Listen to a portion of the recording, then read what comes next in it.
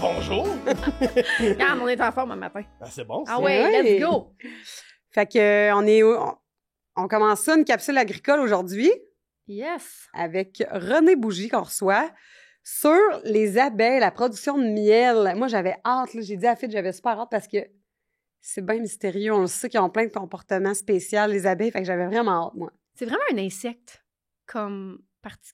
C'est intelligent ou c'est juste des instincts? C'est vraiment intelligent quand même, là. Tu sais, les abeilles, pour le vrai, là, quand on regarde comment ça fonctionne à l'intérieur d'une ruche, comment l'équilibre à l'intérieur d'un rucher la hiérarchie, fonctionne, la hiérarchie, tout, ouais. non, exact. Puis souvent, tu sais, comme on pense souvent que c'est la reine un peu qui dirige tout, mais en réalité, là, c'est vraiment une harmonie autant entre les ouvrières que la reine. Bref, on pourra en parler tantôt, mais c'est vraiment quelque chose d'impressionnant. Quand on prend le temps de regarder à l'intérieur d'une ruche, là, ouais, c'est tout un monde. Fait que je suis convaincue que c'est un des meilleurs exemples, la production de miel, de comme ce qu'on sous-estime tellement tout ce qu'il y a derrière, parce que, tu sais, oui, c'est délicieux, le miel, miam, miam, on cuisine avec, on en mange. Non, mais on pense pas, là, à... Puis on voit pas, tu sais, mettons, on croise des fermes laitières, on croise des porcheries, toutes sortes de productions d'élevage. Ouais.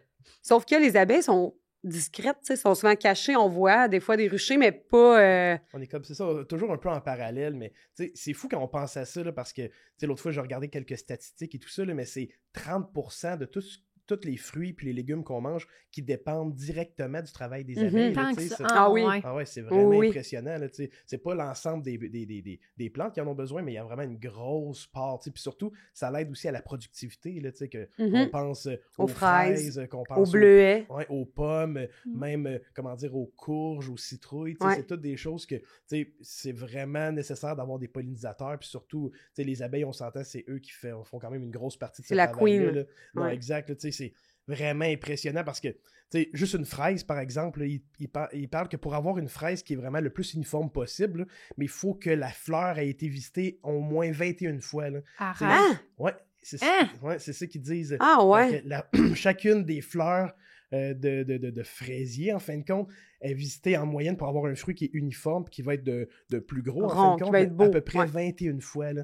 Wow. Parce que, juste pour compléter l'information, là, une fraise mal pollinisée, on le voit.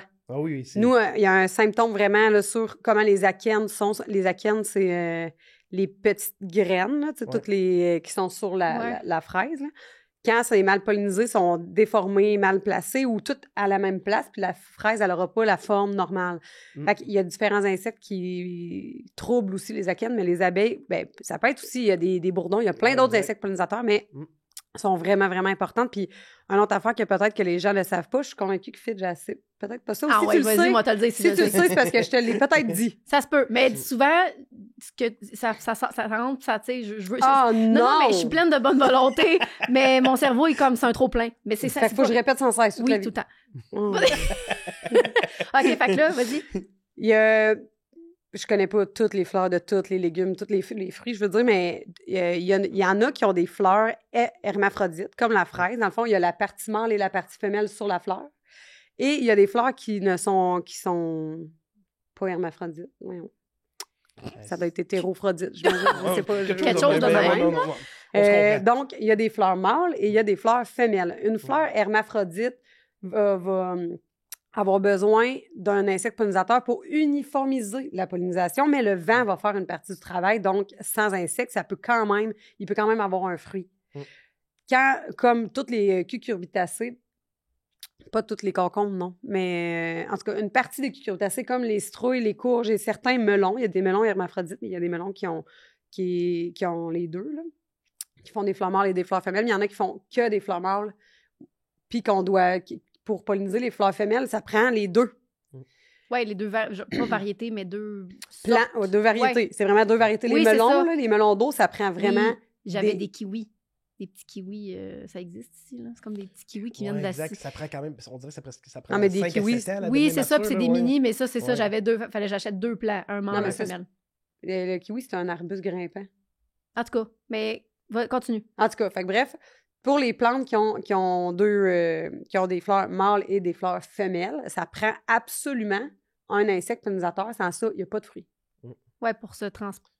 Parce que le pollen doit être vraiment promener d'une fleur à l'autre. Puis, tu sais, même en plus de ça, en plus de travailler pour l'uniformité des fruits, mais ça l'aide aussi grandement à la productivité. Là. Tu sais, il y a une étude dernièrement qui est sortie pour les champs de fraises notamment, là, puis ils disent qu'en mettant un certain nombre de ruches à l'hectare et tout ça, ben, tu sais, ça l'augmentait de 30% la productivité des plants. Là. Fait que, tu sais, t'as le même champ, mais t'as 30% plus de fruits juste en mettant des ruches. Là. Fait que c'est de là que ça fait un partenariat qui est gagnant-gagnant entre les apiculteurs puis les agriculteurs également. Fait que, c'est sûr. Ouais. Ben, c'est quoi les... Je sais que, tu sais, fraises et bleuets, c'est pas mal les deux productions les plus populaires qui vont vous solliciter pour avoir des ruches. Ouais, il y en a-tu d'autres? Canneberge? Canneberge, beaucoup canneberge. Mais le problème avec la canneberge, c'est que, tu sais, il n'y a pas beaucoup de nectar, tu sais, qui vient du plant de canneberge. C'est surtout du pollen qui va être ramassé. Là.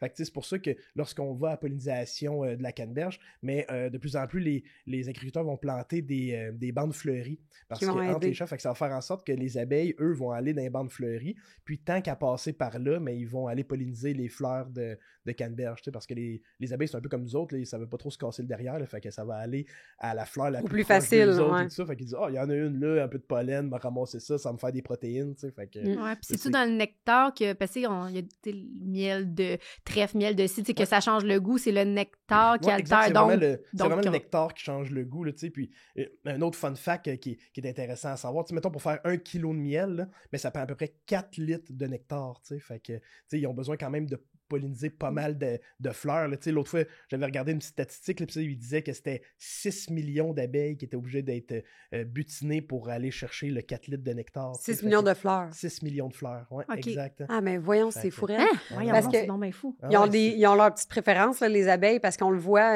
exemple, moi, encore les fraises, là, je donne l'exemple, mais... quand il y a un champ de luzerne autour, moi, je paye pour parce qu'il y a mieux la luzerne que les fraises. Ah! Ouais. Fait que là, à un moment donné, je le vois, je suis comme, ils sont où? Ils sont pas là! Non, ils sont pas dans mes fleurs. Parce qu'on les attend quand ils travaillent. C'est-tu des terres à max autour? Oui, fait que ça arrive. Chicane-les.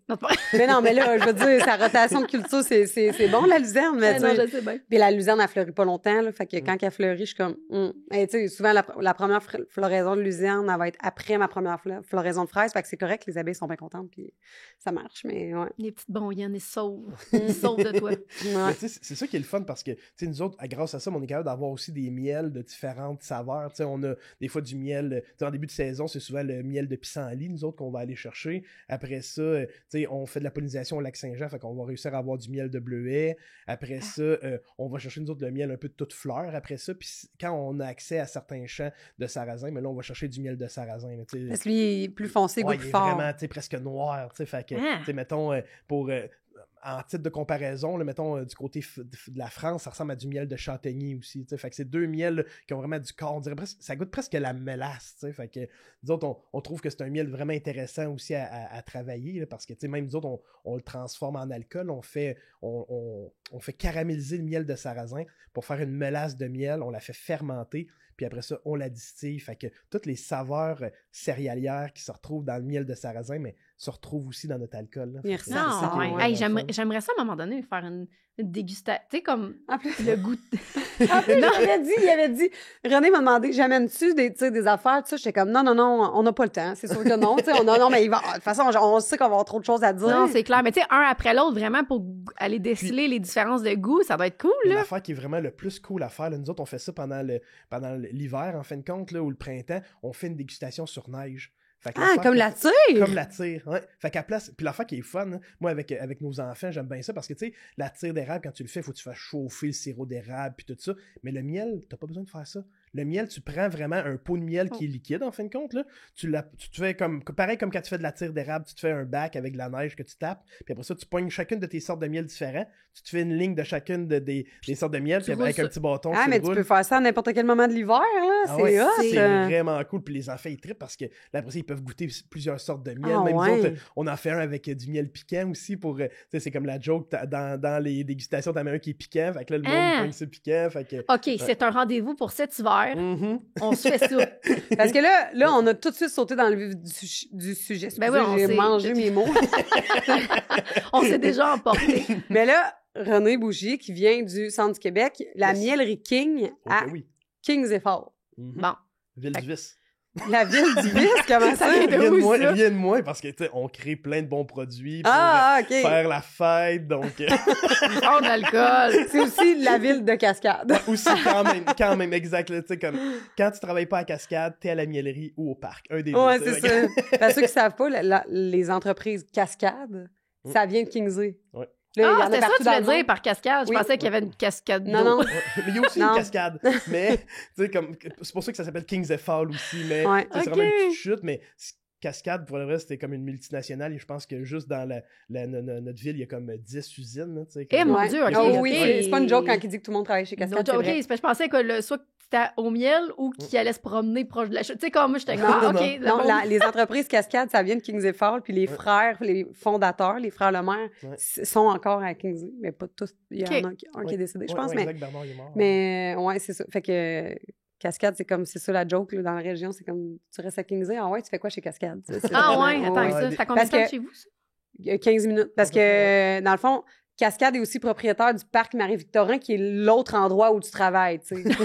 C'est un parc un peu style parc... jardin botanique. Un petit jardin botanique, c'est vraiment... Parce que c'est des amoureux de la nature, les frères Lemaire. Bon, ben tu vois, c'est décidé cet hiver, on s'en va là. Dégustation de l'été, viens l'été. De tir de miel. Non, mais visiter le parc Marie-Victorin, tu peux faire du paddle sur la rivière. Faire un là-bas. Let's go. Circuit gourmand. C'est vraiment un petit... c'est vraiment un beau petit village. Bon, fait que là, on commence dessus. Un petit historique de l'entreprise, rapidement. Ben oui, nous, en fin de compte, on s'est lancé en 2016. Oui, 2016, parce qu'auparavant, moi, j'avais... OK, c'est récent, là. Oui, quand même. Même année que ma ferme, je savais pas. C'est pas on est coordonnés en temps. Mais quand on a commencé, en plus, moi, au début, j'avais des ruches pour le fun. Tu sais, j'étais ce qu'on appelait un gentleman farmer. Là, fait que, tu sais, je faisais ça par les fins de semaine avec mon beau-frère, m'occuper des ruches. Puis là, tranquillement, pas vite, on avait de plus en plus de miel. Puis là, à un moment donné, mes amis étaient cœurés de manger du miel. Là. Fait que là, on a dit... on veut bien t'encourager. On veut bien t'encourager. Puis même quand je leur donnais, ils étaient comme non, ça non, mais c'est bon toute la vie, du miel. Non, je le sais en plus, là, mais bref. Hey, c'est pas une joke. Ça donne-tu une idée à quel point il n'avait? Ah, on a... te dire que là, je ma réserve à vie. Lâche-moi, ça. Puis, tu sais, la chose qui est arrivée, c'est qu'à force d'avoir bien des produits, nous autres, on a commencé à faire certains événements, des marchés publics. T'sais, on a commencé à faire la balade gourmande à l'église à Chester, pas trop loin de chez vous aussi. Puis là, tranquillement, pas vite, c'est ça l'a grossi. Le monde nous en demandait des magasins, des trucs aux alentours. Fait que là, en 2016, on a décidé de se louer un local parce qu'avant, on faisait tout dans la cuisine chez mes parents, tu sais. Puis là, mes parents étaient comme, hey, là, c'est un entrepôt chez nous, là. Soit qu'on tire la plug ou on trouve un local, là, parce que ça marchera pas, tu sais. Parce que t'es avec ton frère, tes frères? Ouais, mon frère puis mes deux parents. Tu sais, au début, on a vraiment parti ça. Tu sais, au début, c'est moi puis ma mère qui était à temps plein. Après ça, mon frère, un an après, il a embarqué aussi à temps plein avec nous autres. Puis après ça, mon père, il a pris sa retraite de cascade, fait que ça nous a fait un employé pas trop de cascade? Exact. Un employé qui a un fonds de pension, on aime ça, hein? Exact. Ça l'économise sur les coups de main-d'œuvre. C'est pas pire, un employé presque gratuit avec il fournit la cuisine en plus. C'est quand même pas pire, hein? Là, de fil en aiguille, c'est là que, tu sais, oui, au début, on faisait du miel, du caramel, des sauces artisanales, mais là, rapidement, nous, on s'est spécialisé plus sur la fabrication d'alcool à partir du miel. Tu sais, c'est vraiment ça, nous, qui nous rend particuliers. Tu sais, on fait autant des vins de miel, des hydromels, on fait... De l'hydromel, c'est si bon. Ah ouais, puis il en existe tellement une grande variété maintenant. Il y en a des secs, des sucrés, des aromatisés. Puis la chose aussi qu'on fait depuis environ 2 ans, on fait aussi des spiritueux maintenant. Donc, on fait du gin, on fait un brandy, on fait des rhums alternatifs, on fait même maintenant une crème alcoolisée. Là. On est vraiment content, une des seules crèmes qui est faite avec la vraie crème laitière du Québec, notre alcool de miel, puis du caramel de miel que ma mère fait. Hey, sérieux, quelle idée de merde de lui dire de rien amener. Ouais, vraiment, là, je suis déçue. Quelle idée de merde. Non, là, ça marche pas. Je suis profondément déçue de moi. T'aurais dû insister, dire, t'es-tu sûre, on fait une suite, si vous voulez. Ouais, c'est ça. Oui. T'aurais dit, là, Christelle, t'es sûre de ton affaire? Moi qui est tellement, en plus, tout ce qui est alcool, vin, moi, les bières sucrées, j'ai la dent sucrée. Fait que là, comme tout ce que tu nommes, depuis tantôt, je bave, je salive, je suis comme... Mais j'ai goûté à leur gin, il est excellent, c'est vraiment... OK, bon. En tout cas, je t'en veux un petit peu, là, mais on va s'en reprendre. Mais non, mais sinon, tu regardes... on y fera un petit paquet, j'y enverrai, ou au prochain épisode, je t'amènerai ça. Parfait. Excellent, ça. Fait que, tu sais, c'est ça, nous, ce qu'on aime vraiment, c'est de mettre en valeur le miel de nos ruches de plein de façons différentes. Tu sais, comme on disait tantôt, là, tu sais, les abeilles, tout dépendant où est-ce qu'ils butinent, mais ça change le goût du miel. Puis même d'une année à l'autre, on s'entend là, quand ils mouillent une certaine saison, là, mais si les abeilles sont pas capables d'aller butiner une certaine sorte de fleur, mais le profil de saveur qui est associé à cette fleur-là, ben, va pas se retrouver nécessairement dans notre miel. T'sais. Fait que c'est ça qui est vraiment le fun. Là, en réalité, que ce soit le miel ou encore nos produits transformés, mais c'est comme une photo de la flore donnée d'un territoire donné à une période donnée dans l'année. Fait que c'est vraiment hot. Ouais, moi, je trouve que c'est vraiment super le fun parce que moi, je trouve que c'est la plus belle carte postale qu'on peut pas avoir d'un territoire, là, de rapporter. Moi, je trouve rapporter du miel ou un alcool de miel, c'est comme rapporter, c'est ça, une parcelle de la place où on a été. Bon, vous allez dire que je suis vendu, là. Mais bon. Hein? Mais non, moi, j'adore ça. T'es super passionné, j'adore ça. Ah, merci. Fait que, même c'est pour ça aussi que ma blonde a dit que j'ai une petite maladie mentale, là, parce que je dois avoir à peu près 70 pots de miel que je ramasse d'un peu partout au Québec puis dans le monde parce que je trouve que c'est le fun. Une fois de temps en temps, je me fais une petite dégustation. Puis ah oui, lui, il est tellement comme ça. Bref, hein, c'est ça. C'est comme sommelier de miel. Je suis un sommelier de miel pour le vrai. Là, c'est vraiment le fun. Ouais, mais c'est comme tu dis, c'est fascinant parce que c'est comme... C'est comme des... Oui, vous parlez de sommelier, mais là, c'est comme nous c'est l'humain qui contrôle. Là, c'est pas toi. C'est comme, comme tu dis, c'est comme la nature qui met sa petite touche à chaque saison, à chaque territoire. C'est vraiment... Vous pouvez rien contrôler des abeilles, là, dans le fond. Vous en prenez soin et vous faites comme, allez-y les girls! exact. Puis l'affaire qui est le fun, même dans le vin, les gens, quand ils élaborent des cuvées et tout ça, ils parlent souvent de millésimes. Mais là, de plus en plus, nous autres, on travaille pour dire comme d'une année à l'autre, mais nous, c'est pas des millésimes, c'est des floraisons. Fait que ça, c'est la floraison 2022, ça, c'est la floraison 2023. Fait que, c'est bien plus beau. C'est beau quand même. Mais oui, vraiment. En plus, des agriculteurs, on est des poètes. C'est magnifique. Des agriculteurs poètes. Rien de moins. Fait que là, il va-tu avec l'itinéraire de production? Soyons fous. Ah, vas-y, parle-nous un calendrier. Parce que là, l'entreprise, là, maintenant, là, t'es plus dans la cuisine chez tes parents, là. Non, maintenant, on est dans un local de 4800 pieds carrés. OK, c'est une boutique, j'imagine. On a une petite boutique. Pendant l'été, du mois de mai à la fin septembre, on fait des visites guidées avec des dégustations. On a aussi des petits paniers pique-nique avec des produits du terroir qu'on offre. Fait que vraiment, là, on a une grande offre agro-touristique. Puis nos produits, maintenant, sont disponibles dans plusieurs magasins spécialisés. On est dans plusieurs SAQ également avec plusieurs de nos produits. Okay. Autant notre vin blanc sec, notre rosé au canneberge, puis bientôt on a notre hydromel ancestral qui est comme un hydromel plus de type médiéval qui va faire son entrée, même la vanne venait aujourd'hui chercher le stock, puis on a aussi notre crème alcoolisée qui va rentrer sous peu, fait qu'on on est bien content de ça. Ah, à la SAC, je vais ouvrir l'œil la prochaine fois que je vais à la SAC. Excellent. Ou que tu viennes à Tignes à la balade? À la oui, balade gourmande. Ah, c'est vrai. Ouais. Ça vaut à peine pour le vrai. Je suis juste chez nous, pendant la balade, il y a à peu près 5000 personnes qui passent. C'est ça. Elle est venue... Mais moi, je vais être pré-balade. Je m'en vais l'aider à préparer ses affaires. Mais elle est venue une année post-balade, puis après la balade, on est un peu dévalisé. Oui, il y avait plus rien. J'étais comme, mais là, t'as plus rien. Ça faisait un mois, j'y parlais de tout ce que je cuisinais, puis elle était comme, je veux ça. Ouais, fait que là, je vais venir avant cette année. Je me ferai pas avoir. C'est une bonne stratégie. Avec une glacière. C'est ça. Nous autres, pour le vrai, maintenant, tu sais, parce que les premières années, quand on l'a fait, là, tout le monde nous disait, hey, tu vas voir, c'est vraiment fou. Puis nous autres, comment, c'est ça. Puis finalement. T'étais pas prêt, hein? Non, j'étais pas prêt pour le vrai. La première journée, ce qu'on avait prévu pour 4 jours, il n'y en avait plus. Ah, mais tout le monde se fait prendre les premiers. premiers. Après ça, de nuit, esprit, on faisait de la bouffe. Sûr. Tout ça. Tout le monde a fait ça. Au moins de nuit, là, c'est un classique, je pense. Ça fait partie de l'initiation de la balade gourmande, je pense. Mais comme là, c'est bon que tu sois là, parce que septembre, c'est un gros mois de préparation pour la balade. Non, mais une chance que nous autres, on est une équipe, là, étant donné que c'est une entreprise familiale, mais là, comme mon frère, puis moi, est en production aujourd'hui, fait que c'est ça, c'est juste moi qui va me promener dans la grande ville. Juste parce que là, ceux qui savent pas c'est quoi la balade gourmande, je vais juste l'expliquer. Ben oui, vas-y, parce que je m'en allais justement dire d'y aller si vous êtes dans le coin. C'est un circuit agro-touristique qui est au centre du Québec, notre région. Ça dure 2 week-ends, les 2 premiers week-ends d'octobre. Fait que vous pouvez vous promener dans des entreprises agro-touristiques, agricoles ou de transformation alimentaire, déguster des trucs, visiter. C'est pour vrai, là, si vous aimez la bouffe, puis c'est vraiment une belle activité. Puis l'affaire qui est le fun avec la balade gourmande, c'est que je suis un peu vendu parce que je suis sur le CA de la balade, là, mais tu sais, comment dire, c'est qu'à toutes les fois qu'on va chez un producteur, tout le monde est obligé d'offrir 3 dégustations gratuites au moins. Fait que tu sais, c'est ça, c'est contrairement à d'autres types d'événements de ce genre-là, tu sais, qu'il faut que tu payes pour un frais d'entrée, pour aller goûter. Là, tout est gratuit. Puis même les gens, en plus d'être gratuit, les gens t'offrent des choses, tu sais, fait que tu vas directement chez les producteurs. Fait que tu sais, t'es pas dans un site que tout le monde est collé les tentes unes sur les autres. T'es vraiment comme, tu vas chez tel producteur, C'est vraiment comme un gros marché à ciel ouvert. Ouais, un peu dans le style des portes ouvertes, là, c'est gratuit, c'est sur la ferme, t'as une dégustation, c'est ça. Puis, tu sais, les dégustations, souvent, les producteurs vont en profiter pour... Premièrement, vous rencontrez les producteurs, juste ça, c'est merveilleux, parce que vous parlez avec les gens qui produisent ça, ils vont souvent faire découvrir des produits qui sont moins connus. C'est sûr, vous allez repartir avec des affaires que vous n'avez jamais mangées de votre vie, faire comme « c'était écœurant, j'ai découvert ça », tu sais, c'est vraiment le fun. Puis ce contact-là avec nous autres au Premier Chef aussi, c'est le fun parce que, tu sais, on peut parler avec les gens, on peut leur expliquer comment on fabrique nos choses, c'est quoi la différence de nos produits, tu sais, puis c'est ça montre tout le travail qu'il y a derrière un plat, que quand tu le vois sur une tablette dans une épicerie fine, mais tu sais pas exactement tout le processus par lequel ça va passer. Hein. Fait que, exact. Fin de la parenthèse sur la balade. Allons-y!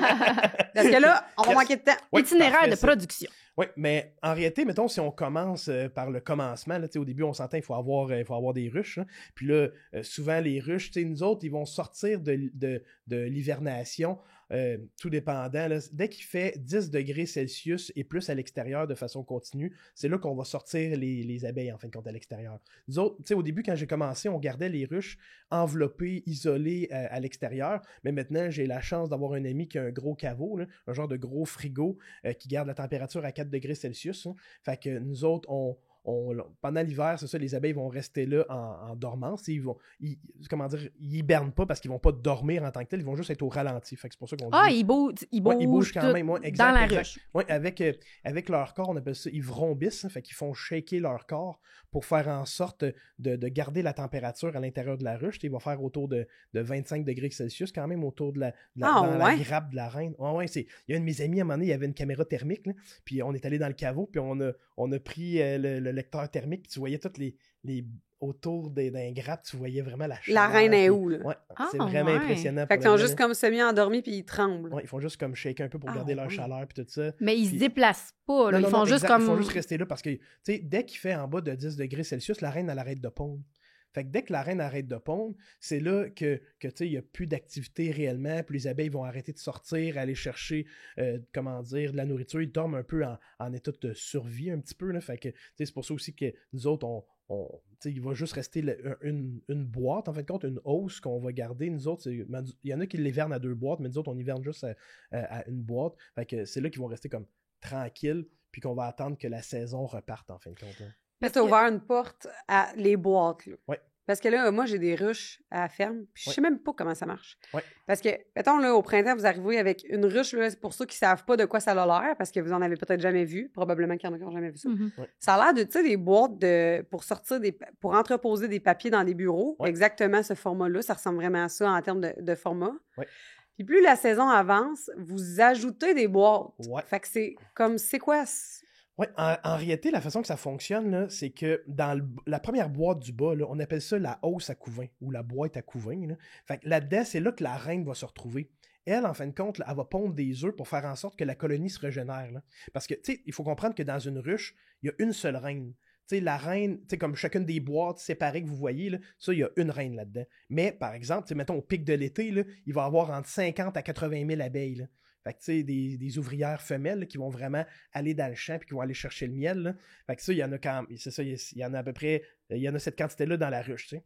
Puis là, en fin de compte, le rôle de la reine, elle, ça va être de pondre des œufs pour que la colonie se maintienne toujours, en fin de compte, qu'il y ait toujours un nombre d'ouvrières suffisant qui va aller dans le champ puis qui va aller chercher le miel. Là. Parce que c'est quoi leur durée de vie, leur espérance de vie?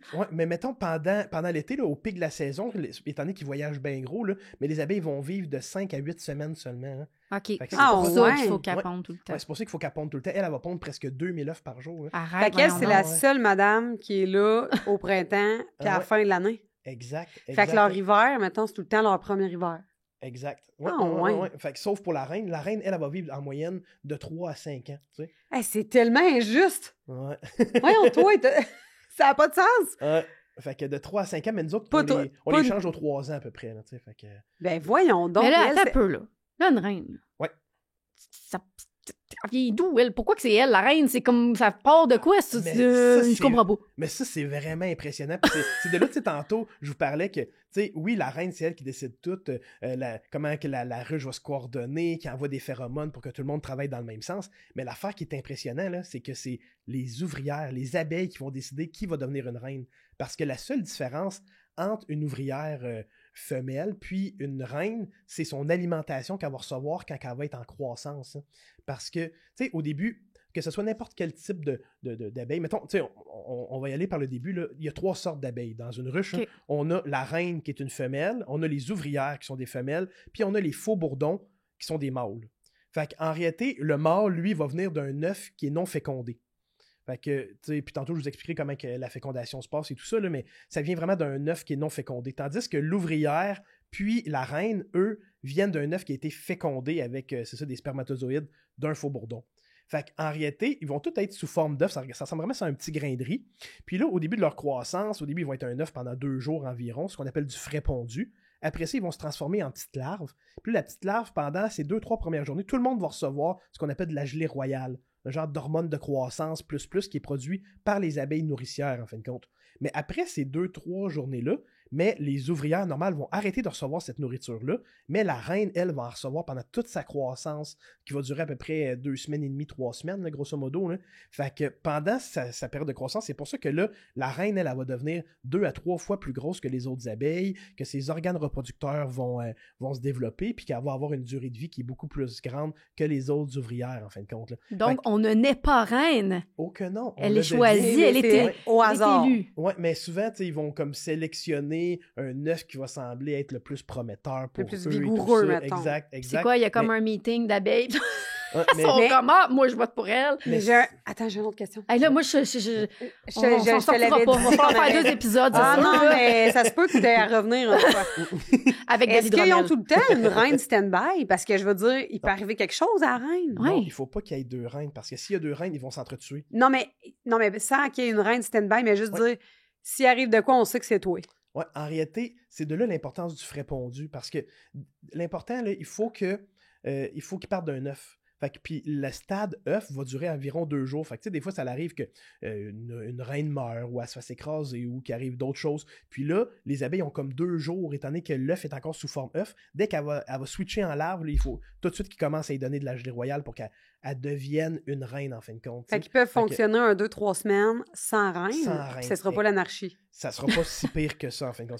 C'est sûr certain que c'est pas la meilleure des choses, mais ça peut arriver, en fin de compte. Okay. Fait que, c'est juste que là, pendant ce temps-là, mais tu sais, les pontes arrêtent, fait que là, la colonie drop, fait que, c'est pas un scénario qu'on aime. C'est pas un scénario idéal. Mais même, tu sais, puis l'autre côté, d'avoir 2 reines aussi, c'est pas un scénario idéal pour le vrai, parce que souvent, nous autres, c'est pour ça qu'on fait des inspections pour éviter qu'il y ait une autre reine qui est en train de se former et tout ça. Parce que même, tu sais, les abeilles, quand sont en train de se former une nouvelle reine, c'est soit qu'ils trouvent que la reine est trop vieille, qu'elle pond pas assez bien, ou encore qu'il y a d'autres problématiques, ou encore qu'elle est trop bitch. Exact. C'est là que ça fait un essaim. Exact, ça fait l'essaimage. Ouais. Moi, là, j'ai vu ça live. Ça fait peur. Ah non, c'est impressionnant, ça. Un essaimage. L'affaire qui arrive en réalité, là, c'est que si les 2 abeilles sont pas capables de s'entretuer, mais les 2 reines sont pas capables de s'entretuer, on dirait presque un épisode de Game of Thrones, là, mais si, en fin de compte, ils réussissent pas à s'entretuer, la vieille reine va partir avec la moitié de la ruche, avec la moitié des vieilles abeilles. Puis ils vont partir dans ce qu'on appelle un essaim, vraiment un gros moton d'abeilles. C'est pas un déménagement sur 3 jours, là. C'est genre 2 minutes, ils sont partis. Casse-toi de là. Hey, pour le vrai, je te jure. Ça va, le plus ça essaie d'aller des fois, ça monte dans les arbres, ça monte dans comment dire, top d'église, puis tout ça. Moi, il y a du monde, des fois, qui m'ont appelé et dit « Hey, viens donc en chercher! » Je dis « Hey, je suis apiculteur, je suis pas alpiniste, esprit. » Fait que c'est comme un divorce. Ils partent avec chacun leur... Ils se mettent tous à 50-50, puis ils partent avec leur gang. Ah, ouais! Puis là, c'est impressionnant parce que quand tu es capable d'aller rechercher la reine au milieu, parce qu'elle va toujours se tenir au milieu de l'essaim, si tu es capable de la récupérer puis de la remettre dans une boîte, mais toutes les abeilles vont suivre. Fait que c'est ça qui est vraiment impressionnant. Là. Fait que c'est tout un monde pour le vrai là, quand l'essaimage arrive. Mais dans la nature, là, sans les boîtes, là, ils se font une petite cabane comme dans Winnie l'ourson. Ouais, souvent, c'est dans les creux d'arbres. Ils vont se trouver vraiment un endroit qui va les protéger du vent, du froid. Parce que nous autres, dans la nature en tant que telle, étant donné que ce qu'on appelle Apis mellifera, les abeilles mellifères, ne sont pas originaires d'ici directement quand ils ont été créés. Fait que c'est pour ça que. Ils ne sont pas indigènes. C'est comme dire que tu laisserais une vache Holstein dans le bois l'hiver. C'est comme, ça ferait pas long. Ouais, exact. 2 jours, c'est fini. Fait que c'est pour ça que, actuellement, nous autres, on essaie vraiment de faire en sorte de leur donner les conditions optimales pour qu'ils puissent affronter l'hiver, de bien les isoler, parce que, une ruche bien isolée, il peut faire moins 30 dehors, moins 40, on s'en fout, parce que, souvent, quand il y a de la neige qui est bien isolée, il n'y a pas de problème. Le seul enjeu, quand on les garde dehors, là, c'est le verglas, parce que, le verglas, l'air passe pas à travers le couvert de neige. Fait que, nous autres, c'est pour ça, quand on les gardait dehors, on mettait des piquettes sur le bord, puis là, on allait casser à la glace pour être sûr certain que les abeilles puissent bien respirer et tout ça. Là. Fait que, c'est vrai, ça les étouffe, sinon. Non, c'est tout un monde pour le vrai. Là. Quand on a à gérer des ruchers et tout ça, là, il faut regarder, être sûr et certain qu'il n'y a pas d'autres reines qui sont en train de se créer. Il faut s'assurer que les abeilles ont assez de place, parce que, comme je parlais tantôt, la boîte du bas, c'est vraiment là que la reine va pondre ses œufs. Mais nous, entre l'étage du bas puis les autres étages en haut, on va mettre une genre de grille. On appelle ça une grille reine. Les espaces entre la grille vont être assez gros pour laisser passer les abeilles, mais pas la reine. Fait que la reine va rester en bas. Parce que si on ne mettait pas cette grille-là, mais la reine, elle se promènerait partout dans la ruche. Puis là, elle irait pondre des œufs dans les rayons que nous, on prend pour aller extraire le miel. Puis nous autres, on n'aime pas ça, le miel croquant. Hein, fait qu'on s'arrange pour faire en sorte que la reine reste en bas, en fin de compte. Mais là, j'ai une question. Yes. Tu as dit, on vérifie qu'il n'y a pas d'autres reines qui se forment. Quand vous envoyez une, tu fais juste tu l'enlèves, ça s'enlève. Mais ça doit être mini, ça. Mais c'est surprenant parce que quand ils vont développer le cocon qui va entourer la reine, ils vont le faire souvent dans le bas des cadres. Les cadres, c'est comme les rayons, en fin de compte. Là, dans une boîte, il y a 10 rayons. 10, c'est ça que tu sors. Oui, c'est ça qu'on sort puis qu'on vérifie. Hein. Fait que, puis en bas, souvent, ça va se créer comme en bas. Ils vont le faire dans une forme de cacahuète, en fin de compte. Là. Fait que c'est vraiment en cire d'abeille, c'est gros comme ça. Puis ça va comme s'attacher dans le bas du cadre. Fait que là, on le voit tout de suite quand ils sont en train de la faire. Fait que là, on les enlève puis on les retire pour être sûr certain qu'il n'y ait pas de conflit. Parce que, nous autres, on s'arrange. Pas de divorce, tu sais. Ouais, exact. Parce qu'on s'arrange aussi pour contrôler la génétique de nos ruches, de plus en plus pour avoir des ruches qui vont être résistantes aux parasites, qui vont être en mesure de bien produire du miel. Fait que tout ça, c'est comme un travail à longue échelle, puis tu ne veux pas le scraper en laissant n'importe quelle abeille, n'importe quelle reine se créer avec le sperme de n'importe quel faux-bourdon. Fait que... Attends, là, vous faites de la génétique, genre. Ouais, mais c'est pas. Tu sais, comment dire, moi, je me suis pas encore lancé dans l'élevage de reines, mais c'est vraiment. c'est ça, j'avais déjà entendu dire que tu peux acheter des. Tu sais, c'est ça, quand tu pars, t'achètes une reine. Ouais, t'achètes des reines, ouais. Fait que, tu sais, il y a une dizaine de producteurs de reines au Québec environ. Là, fait que, tu sais, il y en a qui développent une génétique particulière. Tu sais, il y a même nous autres, on les achète souvent de Maggie. Elle est vraiment comme spécialisée, même elle est en train de faire un doctorat là-dedans et tout ça. Là, fait que, tu sais, c'est vraiment, elle veut faire en sorte que ça soit comme la génétique du Québec qui soit mis de l'avant le plus possible pour qu'elle soit résistante à nos conditions qui nous sont propres. T'sais. Fait que, elle même est en train de développer des techniques pour hiverner adéquatement les reines. Puis en tout cas, bref, plein de choses qui vont pouvoir aider l'ensemble des apiculteurs au Québec. Puis, par curiosité, ça coûte combien une reine? Ben, ça dépend. Comme, mettons, grosso modo, là, ça peut valoir... 30 à 40 piastres à peu près, là, une reine. OK, c'est pas... ça te coûte pas des milliers de dollars d'acheter une reine.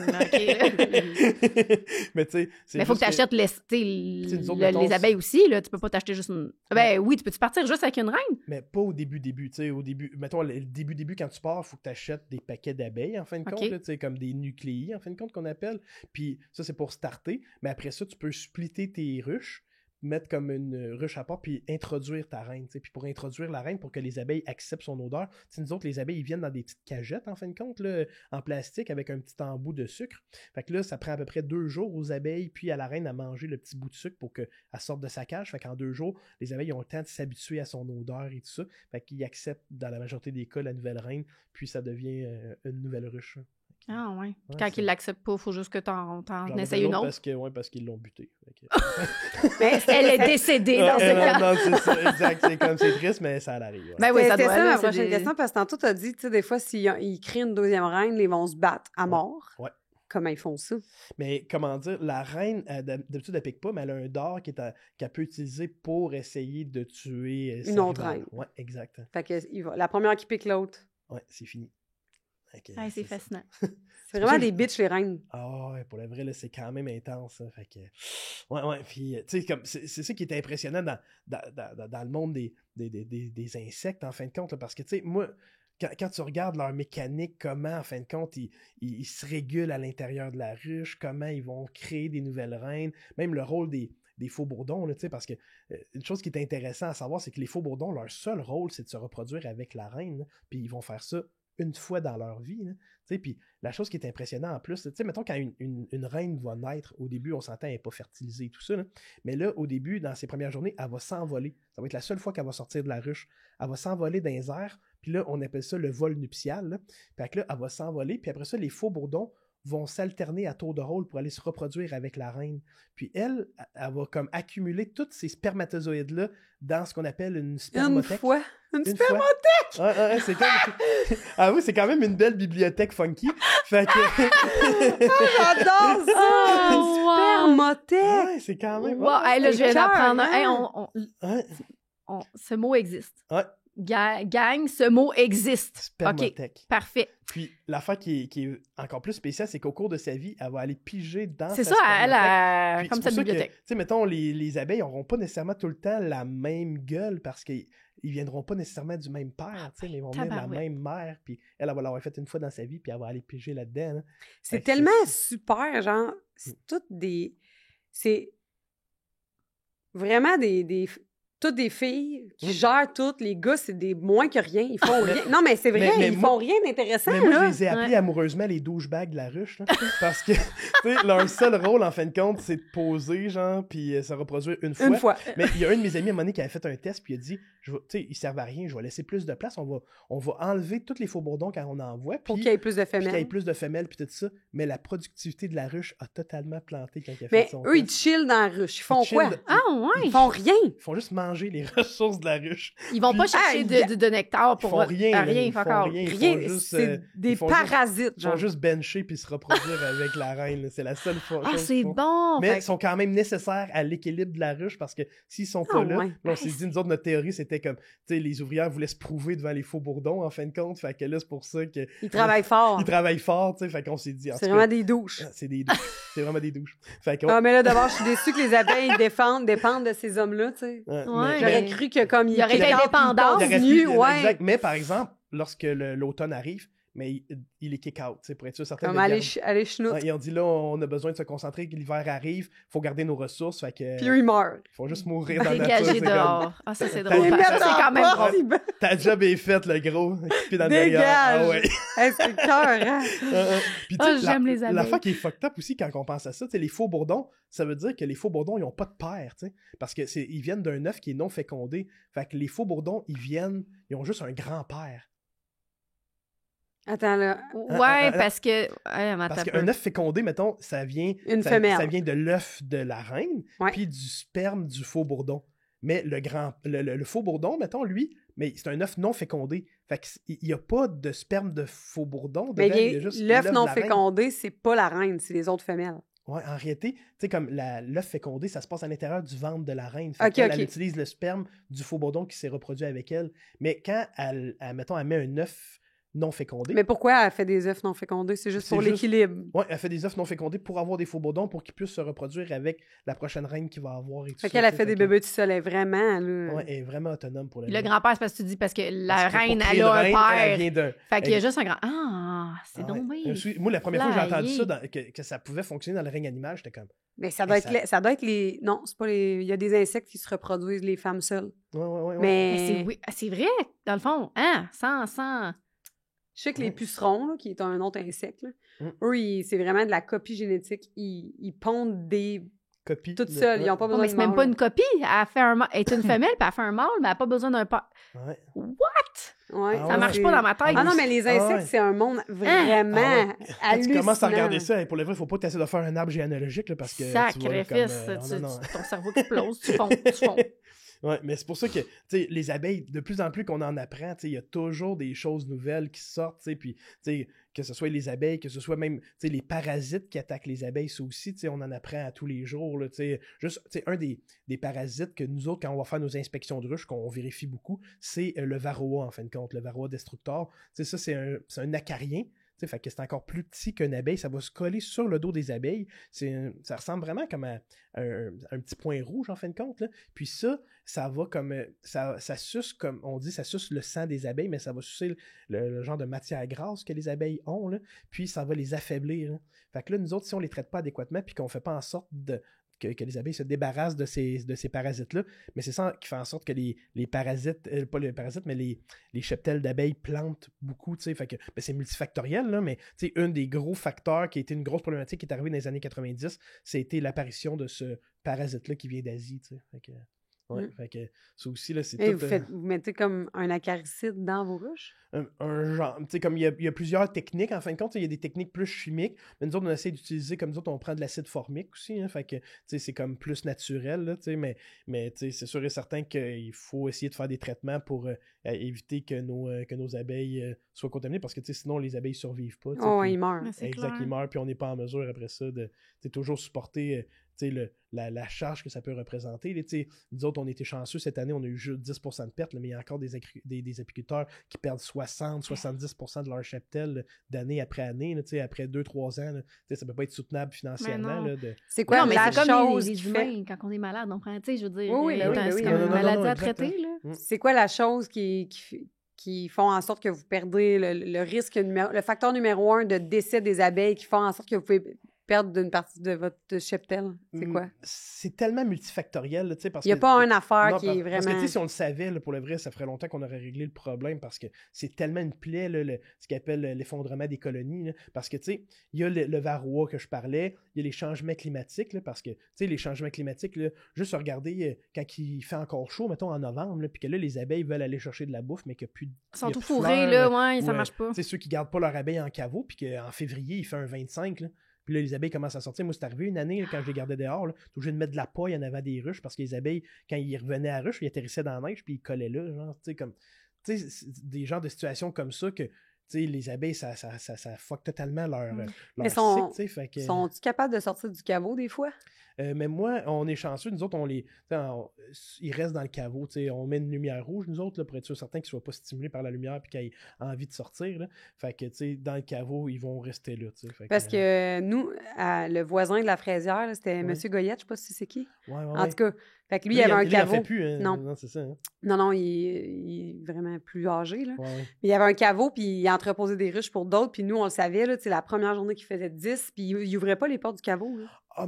Non, mais c'est ça. S'il se met à faire en haut de 10... Oui, mais les portes étaient faites... Il sortait, je ne sais pas par où. Ouais, il ne sortait pas les ruches, là. Ouais. Les abeilles sortaient. Parce que, tu sais, c'est comme nous autres, mettons, chez mon ami, lui, il garde la température à 4 degrés Celsius, mais il y en a qui ont des caveaux old school, en fait, que c'est juste comme des tables. Puis, tu sais, c'est comme, ça coupe du vent, puis c'est un peu isolé, tu sais. Fait que là, dès qu'ils sentent qu'il faut faire en haut de 10, là, ils sortent, tu sais, puis en plus, au début, quand ça sort au printemps, là, c'est pas beau, ils font ce qu'on appelle un vol de propreté, là. Fait que, je sais pas si c'est arrivé chez vous, puis tout ça, là, pour le vrai, là, les abeilles, ils chient partout ces chars, puis tout ça, là, tu sais, comme ça... Ils se vident de leur système! Ils sont comme retenus tout l'hiver, en fin de compte, là, pour pas salir l'intérieur de la ruche. Fait que dès qu'il fait beau, ils sortent dehors, puis là, ça fait comme... pour le vrai, quand on va aux ruches, on a des picots partout au début. C'est des petites filles propres! Ils sont vraiment propres, pour le vrai. Ah, puis même, ils sont tellement propres. Il y a une fois, pour le vrai, j'étais tellement impressionné dans une ruche. Il y a une souris qui avait réussi à rentrer dans une ruche, mais les abeilles, ils ont réussi à la tuer. En la piquant? En la piquant. Ils l'ont mis dans le coin de la ruche. Ils l'ont enveloppé de propolis. Une genre de... les abeilles récoltent ça là, sur les arbres et tout ça, là, un genre de sève, puis qui a des fonctions antibactériennes et tout ça. Fait qu'ils ont enveloppé la souris de propolis, puis ils ont remis une couche de cire par-dessus. Fait que ça a momifié la souris, puis elle n'a pas fermenté dans voyons, c'était cœur, hein? C'est vraiment fou, là, pour le... Puis ils ont fait ça parce que, tu sais, la majorité des trucs, là, sont capables de les sortir, mais ça, c'était bien trop grosse, ils n'étaient pas capables de la sortir de la ruche, tu sais. C'est assez impressionnant. C'est cœur, hein? Moi, ça me fait c'est le plus bel insecte, je pense. Bon, fait que là, on revient à nos moutons, OK? Parce que là, tu nous as dit le rôle de... T'as dit ouvrières, la reine, puis les faux bourdons. Oui, exact. Là, on est le printemps, les ruches sont sorties. Oui. Vous allez en mettre un peu partout. Avez-vous des terres? Vous allez les porter chez des producteurs? On fait les deux. Mais au début, on va les garder chez nous, en fin de compte, pour leur laisser faire leur vol de nettoyage, faire en sorte qu'on va s'assurer qu'ils ont quand même des ressources pour partir. En fin de compte, des fois, on va leur donner un petit boost de protéines en leur donnant des genres de palettes de protéines qu'on peut leur donner. On va s'arranger, être sûr, certains qui ont aussi suffisamment de glucides. Puis une fois que là, on sait que les ruches sont assez fortes, qu'ils ont récolté un peu de miel, que la colonie va bien, c'est là, après ça, qu'on va les apporter chez les producteurs. Fait que c'est pour ça, souvent, le langage, tu vas-tu m'apporter un 8 cadres, c'est comme quand on dit, mettons, on va chez un producteur, puis qu'on garantit qu'il va avoir, mettons, 8 cadres d'abeilles qui sont prêtes à travailler dans le champ. Fait que c'est de même que ça se calcule un peu. Là. Fait que là, on va apporter nos ruches après ça chez les producteurs. Fait que souvent, nous autres, la première chose qui va être la grosse pollinisation, ça va être le bleuet. Mais souvent, le bleuet, ça tombe en même temps que les pommes, en fin de compte. Fait qu'il faut que tu choisisses un peu ce que tu vas faire. Là.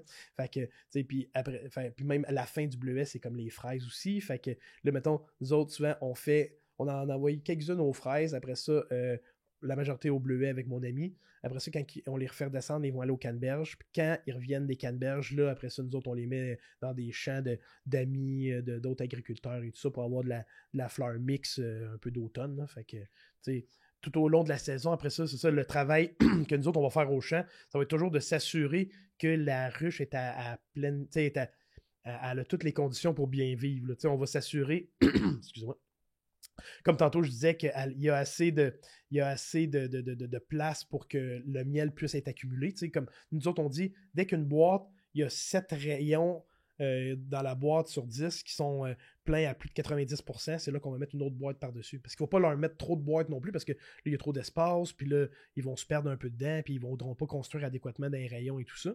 Fait que après ça, il va toujours falloir s'assurer qu'il n'y a pas de parasites en trop grosse quantité. Après ça, qu'il n'y a pas d'autres reines qui sont en train de se créer. Puis il faut s'assurer aussi que la reine est présente. Fait que pour faire ça, c'est là on va vérifier s'il y a du frais pondu. Fait qu'on va prendre les rayons, puis on va vérifier s'il y a les petits grains comme tantôt je vous parlais. Là. Fait qu'on va vérifier pour être sûr et certain qu'il y en a dans le fond des rayons. Fait que, tu sais, en gros, ça va ressembler un peu à ça quand on va dans le champ pour aller vérifier que tout va bien puis que tout roule adéquatement. Là. Mais le rayon, c'est où ils font où le miel va être. Ouais, exact. Mais ils pondent comme en bas, puis le miel est à là. C'est la même chose. Tu sais, mettons, le rayon, il va servir. C'est vraiment comme le cadre en bois avec une feuille qu'on tire, puis tu peux sortir. Exact. Mais c'est eux qui font les alvéoles dedans. Oui, exact. Nous autres, on fait juste la forme de base, puis après ça, eux autres vont comme tout construire la structure, le mur de soutènement un peu, là, dans lequel soit la reine va pondre, soit qu'ils vont mettre du pollen ou encore qu'ils vont mettre du miel. Là. Fait que eux autres, dès que, mettons qu'ils décident de mettre du miel à l'intérieur, mais là, ils vont mettre le miel. Après ça, ils vont le ventiler pour enlever l'humidité, parce que le miel, il ne faut pas que ça soit à plus que 18% d'humidité, tu sais. Fait que dès que le miel est au bon taux d'humidité, là, ils vont mettre une couche de cire pour le caper, en fin de compte, pour plus qu'il y ait d'humidité qui rentre dedans. On appelle ça l'opercule. Là. Fait qu'ils vont caper ça, puis ça va faire en sorte que le miel, là, il va être bon à se conserver pour un méchant bout, tu sais. Jusqu'à temps que nous autres, on décide d'aller l'extraire, par exemple. Tu sais. Et quand vous l'extrayez, c'est un mot, oui, c'est ça. Mais vous grattez l'opercule, puis les alvéoles aussi, ils se ramassent dans le miel. Oui, mais pas. En réalité, nous autres, qu'est-ce qu'on fait, là? Tu sais, on a comme le rayon, on a comme le cadre, il y a les genres de murs de soutènement, mais par-dessus, il y a juste vraiment une fine couche de cire qui est sur le dessus. Nous autres, on s'arrange pour juste gratter la fine couche de cire qui est sur le dessus, mais on garde la structure des alvéoles intacte. Fait que, parce que, tu sais, on s'entend, nous autres, on voudrait pas tout détruire ces murs-là, parce que pour une abeille, ça prend 2 fois plus d'énergie faire de la cire que faire du miel. Donc, tu sais, moi, comme si les abeilles, mettons, ils partent de zéro, puis ils doivent construire des rayons, ce qu'on appelle étirer les cadres, en fin de compte, là, qui doivent vraiment construire les murs, mais ils vont presque pas produire de miel parce qu'ils vont se concentrer à fabriquer de la cire. Tandis que si les cadres sont faits, mais eux autres vont juste les pacter puis mettre la couche de cire sur le dessus. Fait que, tu sais, moi, une fois qu'on a enlevé la couche de cire par-dessus, c'est là qu'on va mettre notre rayon dans ce qu'on appelle un extracteur. Fait que c'est une genre de grosse machine centrifugeuse, en fin de compte, une genre de grosse machine à laver. Hein. Fait qu'on va mettre les cadres à l'intérieur. Là, on va le faire spinner, en fin de compte, on va le faire tourner. Avec la force centrifuge, ça va extraire le miel. Puis après ça, le miel, nous autres, on va le récupérer, on va le filtrer. Nous autres, on a un genre de maturateur là, sur le dessus. On met un genre de gros filtre, un gros coton fromage. Là. Fait que ça retient toutes les cochonneries, les morceaux d'herbe, les patentes qui a pu rester dans le miel. Puis après ça, nous autres, on va le mettre en pot directement. Là. On ne veut pas le chauffer pour le pasteuriser. Puis tout ça. Nous autres, on veut garder l'ensemble des bons probiotiques, puis les autres éléments qu'on peut retrouver, le pollen qu'on retrouve dans le miel. Là. Fait qu'on va s'arranger par la suite pour vraiment juste le mettre en pot, puis commercialiser notre miel de cette façon-là. Fait que vous réutilisez après le cadre. Exact. Après ça, avec les alvéoles déjà faites, ouais, vous le remettez. Parce qu'en le spinant, mais ça va tout faire sortir le miel, mais ça va tout conserver la forme du cadre. Fait que c'est pour ça, après ça, on prend le cadre, on le remet dans une ruche qui est vide, puis les abeilles vont le remplir, puis le cycle va continuer comme ça. À l'infini, vous allez jamais comme le gratter au complet pour récolter la cire? Mettons, après quelques fois, il va salir, en fin de compte. Là, comme, la cire va comme, se ramasser avec des impuretés, la cire va devenir plus foncée. Fait que nous autres, on va le gratter, puis c'est là, après ça, qu'on peut faire des chandelles, on peut faire d'autres affaires avec ça. Là, mais on s'arrange, nous autres, en moyenne, c'est ça, on fait virer nos équipements. On essaie de changer nos équipements aux 3-4 ans à peu près, là, comme pour les faire virer, en fin de compte, là, pour toujours qu'on soit au top de notre matériel. Là. Ouais. Moi, j'ai une question, mais si t'en as une, vas-y, parce que je viens d'en poser une. J'allais juste demander si vous récoltez plusieurs fois. J'imagine qu'à chaque déménagement, vous récoltez. Exact. On ne serait pas obligé.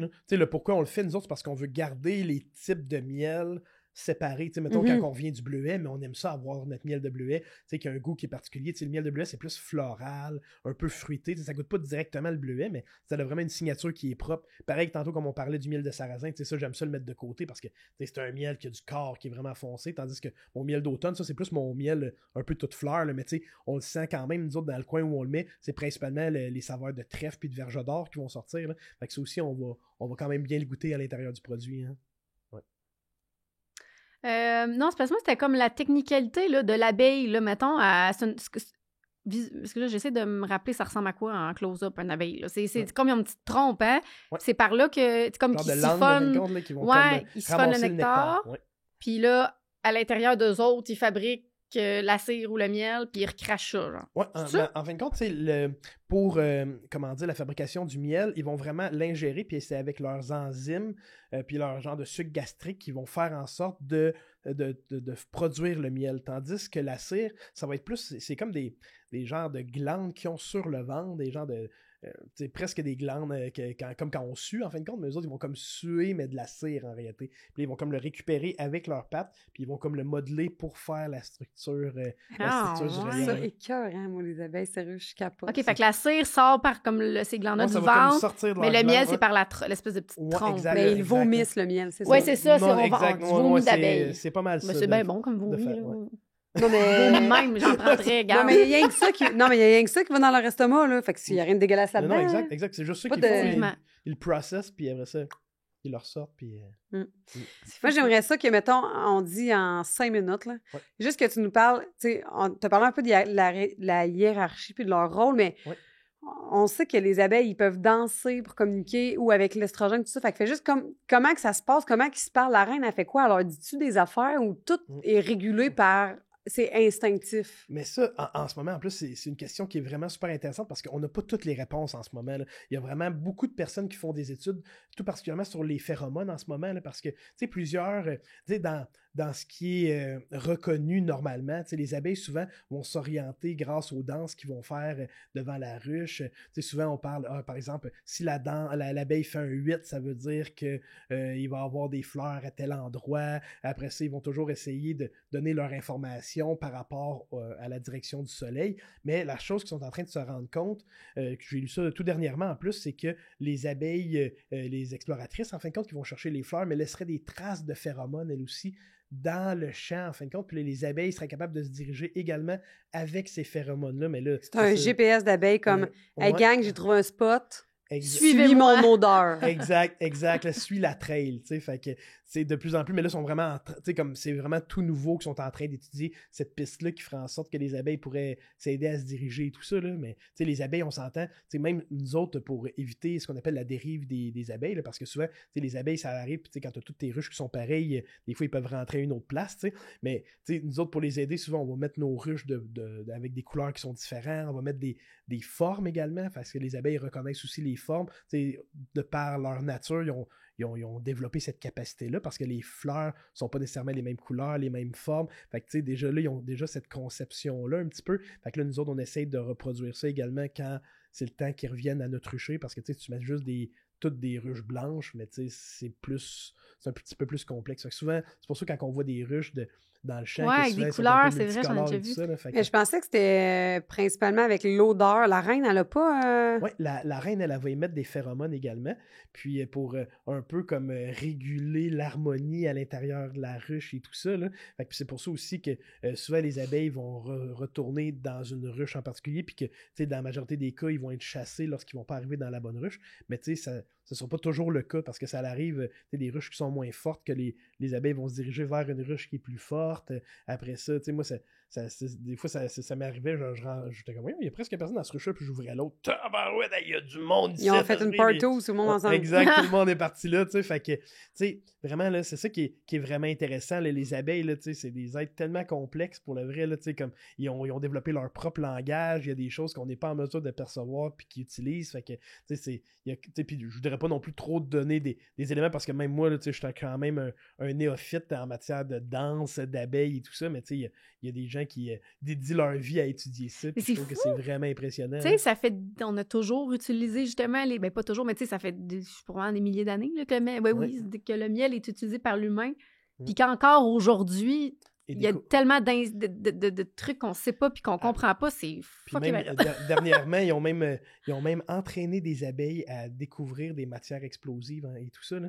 Fait que j'ai vu ça, là, ils ont comme développé un concept que l'abeille était comme récompensée lorsqu'elle était capable d'identifier une matière qui était explosive, puis que là, l'abeille était capable de signifier quand il détectait dans un élément genre des trucs qui étaient explosifs. Là. C'est fou qu'est-ce qu'ils sont capables de faire maintenant. Là, parce qu'ils doivent être capables entre elles de signaler des dangers ou de dire comme, je sais pas, moi, ils vendent par là ou tu sais... il y a un gros oiseau dans tel arbre, c'est ça. Fait que, non, c'est quand même assez impressionnant. Vraiment, vraiment. Hey, j'ai une question, moi, qui m'est venue tantôt par rapport à la spermothèque. Oui. Là, tu as dit c'est une fois dans sa vie. Puis elle vit de 3 à 5 ans. Fait qu'elle, là... ouais, j'avoue. Fait qu'il y a des doules qui sont inutiles pendant des années. Tu sais, le cycle, là, ils vivent pas longtemps. Mettons 2 mois, ils meurent. Ouais. L'autre batch, inutile. L'autre batch, inutile. Oui, il y a des faux bourdons qui travailleront jamais. Exact. Ils font juste vraiment... Je comprends. Pourquoi tu dis que c'est des douches? C'est vraiment des douches. Ils sont nés pour chiller. Mais c'est bon longtemps, les spermes, genre l'hiver, puis tout, puis tout le temps bon. Oui, dans sa spermothèque. Elle a un petit, tu sais, comment on appelle ça? Mon chum me dirait, tu sais, où est-ce qu'ils mettent le sperme pour les pipettes de vache, justement, là, tu sais, c'est un genre de congélateur avec de la glace sèche. À ça, dans elle. Non, mais il faut que ça se garde, je sais pas. Dans le fond, elle est comme un peu hermaphrodite, là, entre toi et moi, là, parce s'arrange par elle-même, tu sais. Tu sais, je veux dire, il vient faire un dépôt une fois, c'est bon 5 ans, comment? Elle s'arrange, là! Hey! Puis c'est vrai que quand c'est le temps justement qu'elle soit fécondée, c'est comme elle va le plus haut possible. Si tu la suis pas, t'es pas bon, dégage. Faut que tu te rendes jusqu'où elle va. C'est ça? Exact. Sélection naturelle, là. Ça peut être assez violent également. Là, comme, ils meurent après, hein, les gars? Oui, il y en a certains. Pour vrai? Oui, exact. Là, comme, il y en a certains que leur organe reproducteur reste pris, en fin de compte. Ben voyons! Ils tombent, ils pètent. Ils se pètent après, puis... Hey, c'était carré, j'adore ça, moi! C'est rock'n'roll quand même, pour le vrai, là. C'est comme... Ben voyons, c'est comme une arène de gladiateurs, cette affaire-là. Essaye-moi, tu vas perdre ton membre! C'est vivant! C'est comme une menthe religieuse. Oui, c'est ça. C'est une menthe religieuse qui vole. Elle les mange pas, mais... Non, exact, mais elle leur donne pas la vie facile. C'est vraiment la reine des bitches, là. Fait que les abeilles puis les menthes religieuses, c'est comme les top bitches du règne des insectes. On en connaît tellement peu sur les insectes. Je veux dire, moi, je suis pas assez calée, là, mais ouais, c'est quand même très hot. C'est ça. Mais moi, je trouve ça cool que c'est vraiment une organisation de femelles. Parce que, tu sais, souvent, c'est le contraire. Mais souvent, c'est le contraire dans le règne animal. C'est comme le mâle est un peu le kingpin, il va se reproduire quand ça est tendre, mais tu sais, c'est sa génétique ou, tu sais, ben, souvent les deux, là, mais je veux dire, tandis que là, c'est comme, c'est la femelle, genre, Vas-y, essaye de me suivre, gang, puis il advienne que pourra, tu sais pas ce qui va t'arriver après. C'est À tes risques et incroyable. périls. Même En nous tout autres, pour ça, au début, on a dit, nous autres, on est la mielerie king, parce que d'habitude, il n'y a pas de roi dans la ruche, il y a juste des reines, fait que c'est pour ça. Puis aussi Voulez-vous- parce qu'on vient de Kings of Fall, là, mais cas, voulez-vous manifester, faire comme nous, on est des garçons, on est là, nous aussi. nous autres, si on a le droit de parole! Ah, c'est très drôle. Oh, hey, fascinante abeille. Fait que là, il va On être fait- notre quiz. T'es-tu Oh. prêt? OK. Parce que là, on a demandé. Pour la saison 2, Ouais. dans le fond, parce que là, c'est la première capsule de la saison 2. On voulait, Fidji, qui est une amoureuse des quiz et des jeux. Ah, oui, oui, oui, oui, oui. Tu veux me faire Elle- plaisir? Elle avait on une va jouer demande. avec un jeu. Ouais, elle voulait que le producteur nous prépare une couple de questions pour voir si on était des bonnes élèves, puis on a bien écouté. Fait que C'est là, bon. René, t'es supposé tu nous as dit que tu avais préparé quelques petites questions. Ouais. Je vais y aller au feeling. Vas-y. Je vais y aller au feeling. Fait que le buzzer, Fait c'est que- notre nom. OK. Vous êtes prêtes? C'est sûr, je serais pas. En tout cas, C'est oui. ça, je vais gagner souvent. C'est beau, là. Non, mais elle On connaît le déjà fait avec des des affaires. auteurs ou d'autres choses. Oui, c'est bon, parfait. C'est pas grave, je suis une bonne joueuse. Quand même, C'est je une suis bonne pas une perdante, mauvaise c'est ça. perdante, Ouais, là. Garde le sourire, Ouais, tu me peut-être que tu vas me connais. torcher, on sait pas. Peut-être. C'est une première, de toute façon. Ouais, Regarde, on y va. je suis excitée, vas-y. Première question. Combien d'œufs pond la reine par jour? Fidji. Ah. C'est-tu 4000? Non, 2000. Ah, t'es bonne! Je me souvenais pas pantoute. Hey, il y a Bonne eu un réponse. 4 à un moment donné, il y avait un. En tout cas, regarde, c'est pas grave. 2000. 2000? Oui, OK. Ouais. parfait. OK. Autre question. Combien de litres de nectar sont Fidji, nécessaires? ça, c'est 4000. C'est lui, c'est Non, ça, hein? moi, combien de litres? C'est 4 litres. 4 litres, 4000. Là, j'étais Pour là. 1 kilo de calme. miel. Pour faire 1 kilo de miel. Ok. Ah, regarde, j'avais les deux donnés. Tu vois, j'avais un 4 quelque part, je l'attendais. Oh, 4 litres.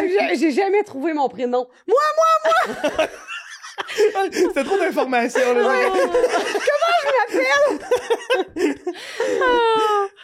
Une autre question. Ouais, vas-y. Au pic de la saison, combien peut-il y avoir d'abeilles par ruche? Christelle, t'as dit jusqu'à 80 000. Ah, c'est ça que Yes. je voulais dire. J'ai pas Yes.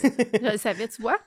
Ça va être serré. Oh, ça va être de la bonne compétition parce que je suis pas pire. Non, mais là, il Je faut qu'on l'avais. tienne les points. T'as-tu- 2-1.